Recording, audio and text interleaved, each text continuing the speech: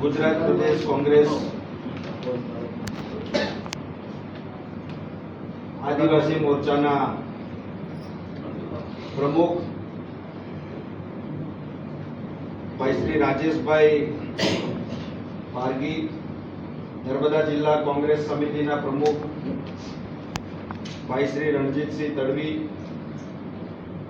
આપણા સૌના વડીલ પૂર્વ ધારાસભ્ય મુરબ્બી શ્રી પીડી વસાવાજી,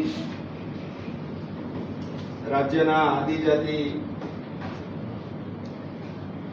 વિકાસ આદિવાસી સેલના ઉપપ્રમુખ મુરબ્બી શ્રી ચંદ્રકાંતભાઈ તડવી, તાલુકા કોંગ્રેસ સમિતિના પ્રમુખ ભાઈ શ્રી શૈલેષભાઈ,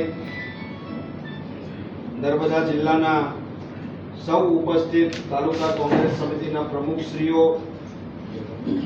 વરિષ્ઠ આગેવાનો, તાલુકા જિલ્લા પંચાયતના ચૂંટાયેલા અને ચૂંટણી લડેલા સૌ ઉમેદવારો, ભાઈઓ, બહેનો, વડીલો અને યુવાન મિત્રો, રાજેશભાઈએ અને પીડી વસાવાજીએ ખૂબ વિસ્તારથી આ મીટિંગ અંગેની ભૂમિકા આપણને સમજાવી દીધી છે, જેથી એના પુનરાવર્તનના હું પડવા માંગતો નથી. પરંતુ જે દિશાની અંદર અત્યારે આપણો જે આ વિસ્તાર છે, કે જે વિસ્તારની અંદર આદિવાસી બહુમતી ધરાવતો આ વિસ્તાર, આદિવાસીઓના જળ, જંગલ અને જમીન ની સૌ કોઈ વાતો કરે છે, પરંતુ આ છેલ્લા 30 વર્ષના ભારતીય જનતા પાર્ટીના શાસનની અંદર આ વિસ્તારની અંદર જળ, જંગલ અને જમીન છીનવવાનું કામ જો કરેલું હોય તો આ ભારતીય જનતા પાર્ટીની સરકારે કરેલું છે. આ વિસ્તારની અંદરથી છેલ્લા ઘણા વર્ષોથી બિન કોંગ્રેસી પ્રતિનિધિઓ ચૂંટાઈને જાય છે.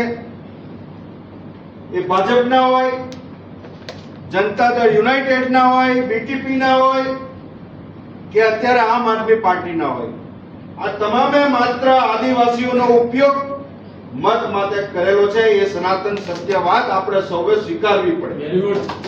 અને જો આ વાત આપણે સ્વીકારીશું નહીં અને કોંગ્રેસના કાર્યકર્તા તરીકે આપણે આપણી જવાબદારીમાંથી છટકી જવાનો પ્રયત્ન કરીશું તો આવનારી પેઢી આપણને માફ નથી કરવાની.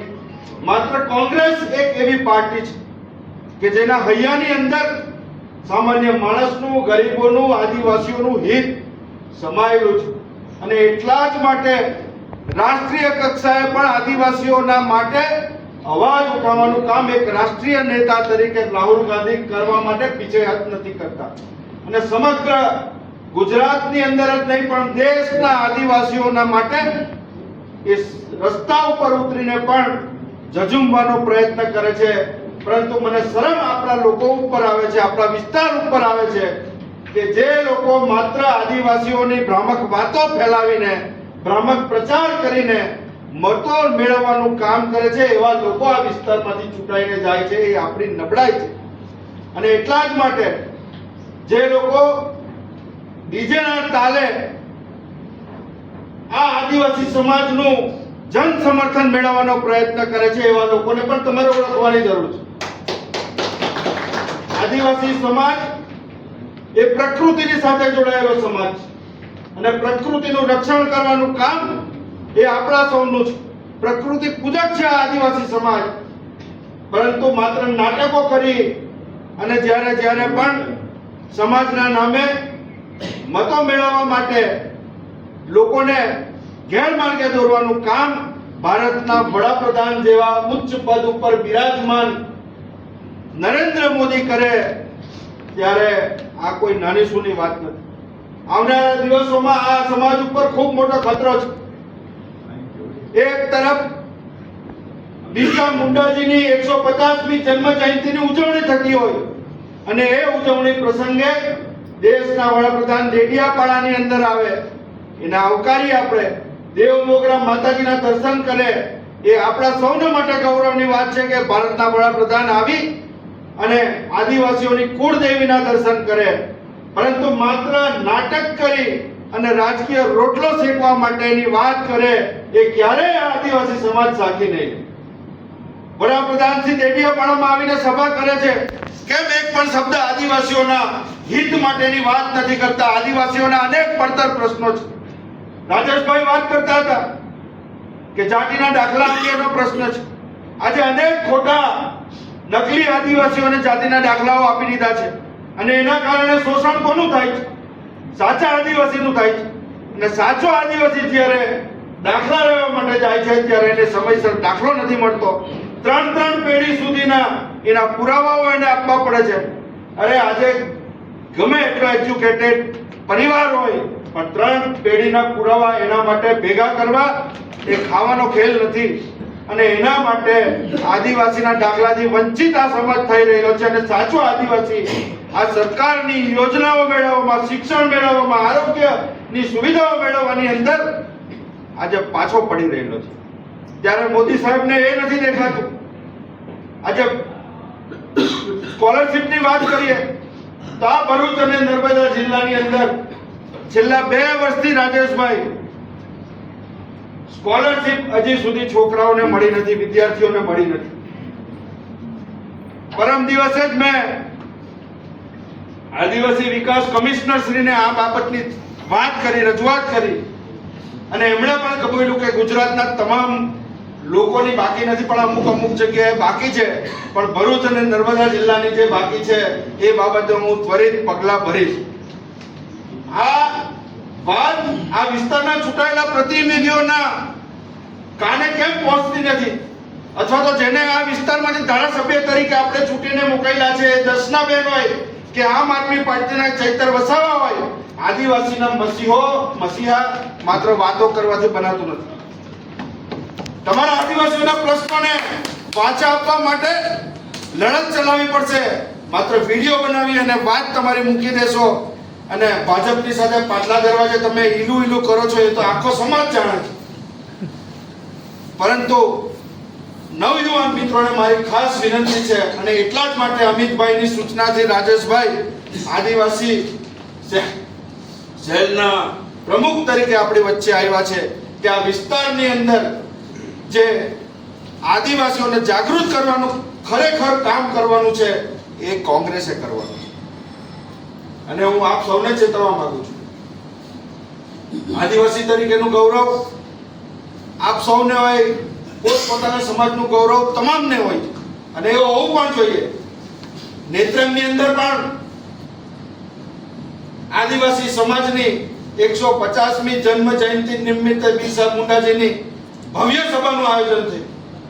એમાં કોંગ્રેસના ધારાસભ્ય આનંદ પટેલ પણ હાજર હતા. એ આખું આયોજન આપણા લોકસભાના પૂર્વ ઉમેદવાર ભાઈ શ્રી શેરખાને કહ્યું, ચૈતરભાઈ પણ એમાં સામેલ હતા, કારણ કે આ સમાજનો કાર્યક્રમ હતો. અને એટલા માટે આપણે સૌએ ગૌરવ લેવા જેવું છે કે ભાઈ પીએમની કરતા ત્યાંની સંખ્યા આદિવાસી સમાજના નામે વધારે હતી, એનો આપણને સૌને આનંદ પણ છે. પરંતુ કેટલાક લોકો અને આમ આદમી પાર્ટીની સભા હતી આ રીતે જે સોશિયલ મીડિયા ઉપર પ્રચાર કરી અને આદિવાસી સમાજનું અહિત કરવાનો પ્રયત્ન કરી રહેલા છે, એવા લોકોને હું ચેતવણી આપવા માંગુ છું કે તમારી શાનમાં રહેજો. જો આ આદિવાસી સમાજ ઉશ્કેરાશે તો 1 મિનિટની અંદર જમીન ઉપર લાવતા પણ એ પીછેહટ નથી કરવાનું. આ એ સમાજ છે. ડેડિયાપાડામાં અનેક ધારાસભ્યો ચૂંટાઈને આવીને ચાલ્યા ગયા છે. છોટુભાઈની લોકપ્રિયતા જેવી તેવી નહોતી, પણ આ જ વિસ્તારના લોકોએ આજે છોટુભાઈને પણ નકારી કાઢ્યા છે અને છોટુભાઈને પણ આજે એમનું સ્થાન બતાવી દીધું છે. જો તમે સમાજના નામે મતો મેળવીને સમાજના યુવાનોને માત્ર ભરમાવવાનું કામ કરશો અને સમાજનું સાચું કામ સાચી દિશામાં નહીં કરશો, માત્ર રાજકીય રોટલા શેકવાનું કામ કરશો, તો આદિવાસી સમાજના નવયુવાનો તમને પણ નહીં છોડે. અને તમે જે ગાડી ઉપર સવાર થઈને આદિવાસીઓની વાત કરો છો એ આમ આદમી પાર્ટી એ આદિવાસી વિરોધી પાર્ટી છે. એવું આપણે એમની તમામ પોલિસીઓ જે છે એની અંદર ઝાંખીને જોઈશું તો આપણને ખ્યાલ આવશે. અરવિંદ કેજરીવાલનું મૂળ જે છે એ મૂળ અન્ના હજારેના આંદોલનમાંથી ઊભું થયેલું છે. અને અન્ના હજારે કોણ છે? અન્ના હજારેની જે આંદોલન હતું એ આંદોલનની પાછળ કોણ છે એ પણ આદિવાસી સમાજે સમજવાની જરૂર છે. અને એમાંથી આ નીકળેલી આ પાર્ટી છે એ પાર્ટી ભારતીય જનતા પાર્ટી અને આમ આદમી પાર્ટી સિક્કાની એ બાજુ છે. આપણે અનેક એવા રાજ્યના ઇલેક્શનો જોયા છે, હરિયાણા હોય, મહારાષ્ટ્ર હોય, અને તમામ જગ્યાએ આ આમ આદમી પાર્ટીએ કોંગ્રેસને હરાવવાનું કામ કરેલું છે. કોંગ્રેસ નથી હારી, આ દેશનો ગરીબ આદિવાસી નબળા વર્ગનો મતદાર હારેલો છે અને એના કારણે આજે આ સ્થિતિનું નિર્માણ થઈ રહ્યું છે. માત્ર ભાજપને ગાળો દેવાથી આદિવાસીઓનું ભલું નથી થવાનું. અને આમ આદમી પાર્ટી એમ માનતી હોય કે આ વિસ્તારની અંદર જે પ્રમાણે 2022 ની અંદર ખોટી લોભામણી વાતો કરીને, ખોટી જાહેરાતો કરીને, કાળો બનાવીને આદિવાસીઓને છેતરવાનું કામ કરી અને કોંગ્રેસના મતોની અંદર વિભાજન પડાવી અને આ ભારતીય જનતા પાર્ટીને આજે 162 સીટ ઉપર પહોંચાડી દીધી છે. એની પાછળ જો કોઈનો શ્રેય હોય તો એ આમ આદમી પાર્ટીનો છે. આ આમ આદમી પાર્ટીના કારણે શક્ય બન્યું છે. ત્યારે જો આદિવાસી સમાજ આજે પણ જાગૃત નહીં થાય અને આદિવાસી સમાજ જાગૃત થશે તે પહેલા કોંગ્રેસનો કાર્યકર આદિવાસી તરીકે જાગૃત નહીં થાય તો આવનારી પેઢીનું ખૂબ મોટું અહિત તમે કરી રહેલા છો. એ વાત આપણે ગામડે ગામડે જઈને કરવાની છે અને એના જ કારણે આ આક્રોશ સભાનું આયોજન કરી અને આ વિસ્તારના જે મુદ્દાઓ છે એ મુદ્દાઓ લોકોના ઘર ઘર સુધી પહોંચાડવાના છે. ઇકો સેન્સિટિવ ઝોનનો મુદ્દો એ કોઈ નાનો સુનો મુદ્દો થોડો છે. આજે ઇકો સેન્સિટિવ ઝોનના નામે આ વિસ્તારની અંદર લોકોને અનેક સમસ્યાઓને કનડગત સરકારી તંત્રથી થઈ રહી છે.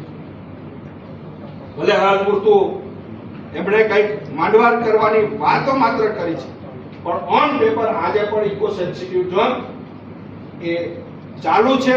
આવનારા દિવસોની અંદર ગમે ત્યારે એ લાગુ કરશે અને આ લોકોને એનાથી કનડગત ઊભી થવાની છે. આદિવાસી સમાજ એ વિકાસનો વિરોધી નથી. વિકાસ આપણા સૌને જોઈએ છે, પરંતુ અહીંયા જે કેવડિયાનો જે વિકાસ છે એ વિકાસને આપણે આવકારીએ છીએ, પરંતુ આ કેવડિયાના વિકાસથી સ્થાનિક આદિવાસીની શું સ્થિતિ સુધરી છે એ બાબતનું મૂલ્યાંકન કરવાની જવાબદારી પણ આપણા સૌની છે.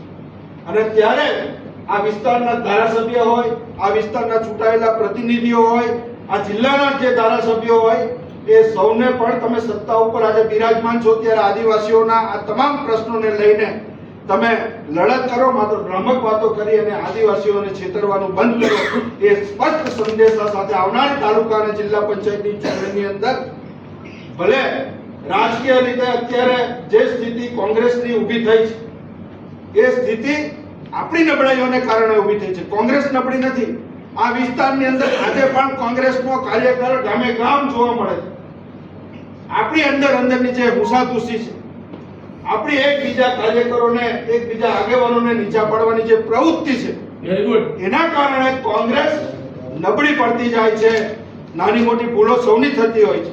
સંગઠન ચલાવવાનું કામ એ કપરું છે અને આમ છતાં જે સંગઠન ચલાવે છે એને જે કંઈક નાની મોટી ભૂલો થતી હોય એ ધ્યાને આવે તો એને સુધારીને આગળ વધી અને સૌને સાથે રાખીને કોંગ્રેસને મજબૂત કરીશું તો આ વિસ્તારની અંદર આદિવાસી બચશે. એ જ વાત સાથે જે કંઈ આયોજન થાય, જિલ્લા કોંગ્રેસના પ્રમુખ શ્રી આપણને માર્ગદર્શન આપે કઈ જગ્યાએ કરવું છે, પણ એવું સંમેલન થાય કે એક મેસેજ સમગ્ર પૂર્વ પટ્ટી ઉપર જાય કે આમ આદમી પાર્ટીનો જે ગળ કરીને જે આદિવાસીઓના નામે લોકોને ભ્રમિત કરી રહેલા છે એવા લોકોના પગ તરફથી ધરતી સરકી જાય અને જે લોકો સમાજના નામે મીટિંગો બોલાવી, સભાઓ બોલાવી અને આમ આદમી પાર્ટીના નામે ફેરવવાનો પ્રયત્ન કરે છે એવા લોકોને પણ એક સબક મળે એ દિશાની અંદર આપણે જોરદાર સભાનું આયોજન કરીએ એવી આપ સૌને મારી વિનંતી છે. જે તાલુકા કોંગ્રેસના પ્રમુખશ્રીઓ લગભગ બધા જ અહીંયા હાજર છે. તાલુકા કક્ષાએ પણ મીટિંગો બોલાવીને